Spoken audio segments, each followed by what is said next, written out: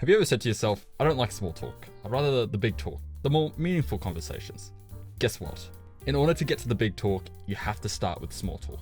And if you don't know me, I'm Denzel Duke. After getting a high volume retail job, I've grown more comfortable speaking to strangers and people in general since graduating high school. So this is how I went from a ball of anxiety to a comfortable conversationalist. The origin of your social anxiety. Everyone has social anxiety, only to the degree. Listening to Chris Williamson's podcast with Alex Hormozi, you can fundamentally base every fear towards the fear of death. Take asking a girl out, for example. If I ask her out, then she rejects me, I'll be embarrassed. People will make fun of me. I'll be lonely, then I will die. Primitively, if you were not in the tribe, then you were good as dead. Applied to social interactions, if you have not learnt the rules of interacting with people, it creates the opportunity for rejection from a member of the tribe and potential death. The brain cannot distinguish between a fictitious and real threat. Should we eliminate this fear entirely? No. What is the definition of courage?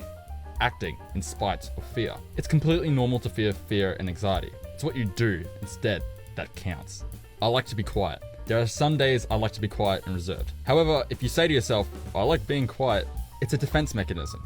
You are coping to the fact you have little social skills and wish to not screw up your interactions. For example, when I order food at a fast food restaurant, I would always look up the menu before and repeat the order in my head. Now, I just don't bother. Don't be afraid to ask questions. I think we've heard, don't let your conversations become interviews. I took this advice the wrong way. My biggest fear was turning the conversation into an interview, but it takes two to have a conversation. There are two lines of thinking.